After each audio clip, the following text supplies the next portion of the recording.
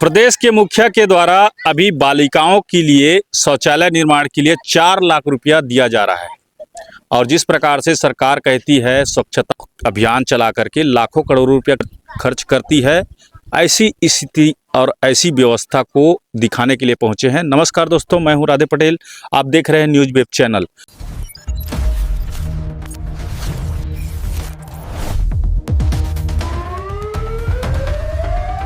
तो गरियाबंद जिला मुख्यालय से लगभग 50 से 60 किलोमीटर की दूरी और ब्लॉक मुख्यालय मैनपुर से लगभग 6 किलोमीटर की दूरी में एक स्कूल है, प्राथमिक शाला बरदुला। प्राथमिक शाला बरदुला में यहाँ पर बालिकाओं के लिए शौचालय तक नहीं है, ऐसी स्कूल व्यवस्था है। आप देखेंगे तो दंग रह जाएंगे।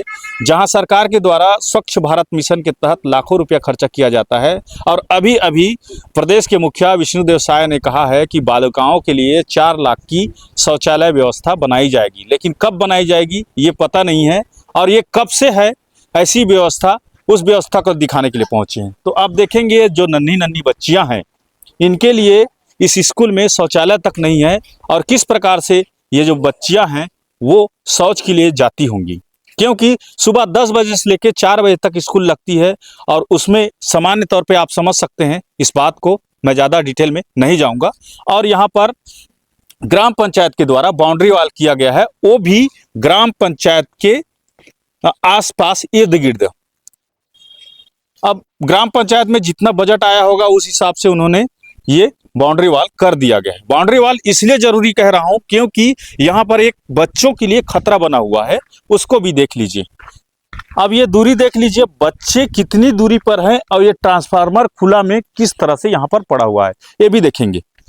ये देख लीजिए आप, ये दूरी देख लीजिए, ये खुला में पड़ा हुआ है। और सामने से आइए, थोड़ा दिखाइए इसको।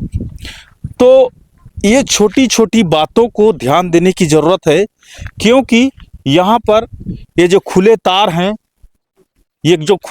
हैं, ये बच्चों के लिए कितना खतरा है। अब लंच टाइम में बच्चे तो खेलने निकल जाते हैं, टीचर भी लंच करते हैं, उस समय किसी प्रकार की दुर्घटना हो गई या फिर पानी बरसात का दिन है, यहाँ पर करंट आ सकता है। ऐसी व्यवस्थाओं को, छोटी छोटी व्यवस्थाओं को ध्यान देने की जरूरत है। लेकिन यहाँ पर आप देखेंगे ग्राम पंचायत ने बाउंड्री वाल करवा दिया, वो भी अपने सीमा के अंदर करवा दिया। अब स्कूल के लिए बाउंड्री वाल की जरूरत है और ये जंगल का इलाका है और यहाँ पर बाउंड्री वाल नहीं है। अब पंचायत को ज्यादा सुरक्षा चाहिए, ना कि इन बच्चों को। बाउंड्री वाल तो हो चुकी है, आप देखेंगे यहाँ पर आधे अधूरे बाउंड्री वाल करके रखे हैं। अब बच्चों से पूछते हैं कि वो शौच किस तरह से करते हैं। बच्चे इधर आओ बेटा, आप लोग के लिए शौचालय यहाँ पे है क्या? नहीं है। क्या नाम लिखते हैं बेटा? क्या नाम बताओ ना। सूर्यवंशी। सूर्यवंशी नाम है। कौन सा क्लास में हो? दूसरी। अच्छा, शौच के लिए कहाँ जाते हो बेटा? जंगल की ओर जाते हैं, जंगल तरफ जाते हैं, है ना? कैसे करते हो बेटा? शौचालय कैसे जाते हो? शौचालय है कि नहीं उसको बता दो।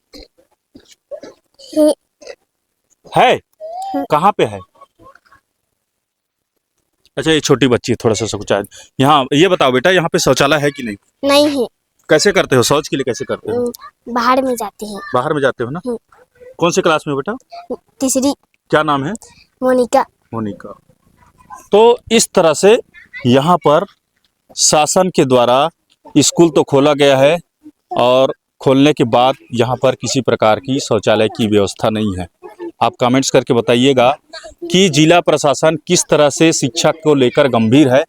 और ये ब्लॉक मुख्यालय से मात्र 6 किलोमीटर की दूरी है और 6 किलोमीटर की दूरी में उस विकास खंड अधिकारी को या फिर जिला शिक्षा अधिकारी को इस तरह से मॉनिटरिंग करनी चाहिए कि नहीं, या पत्रकार आके बताए कि यहाँ पर शौचालय है कि नहीं। बच्चियों को कितनी दिक्कत होती है उसको हम दिखाने के लिए पहुँचे हैं और हम ही लोग दिखाते हैं। उसके बावजूद सालों वर्षों बीत जाते हैं लेकिन यहाँ शौचालय का निर्माण नहीं होता है।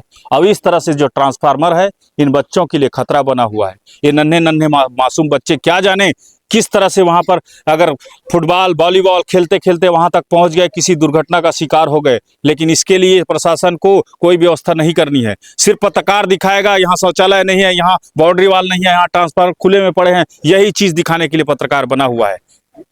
और हम जब दिखाते हैं तो उन पे उनकी जो नींद है वो आज तक नहीं जागती है, वो नींद में रहते हैं, घोर निद्रा में रहते हैं। ऐसी स्थिति यहाँ पर गरियाबंद जिले के अंतर्गत देखी जा रही है।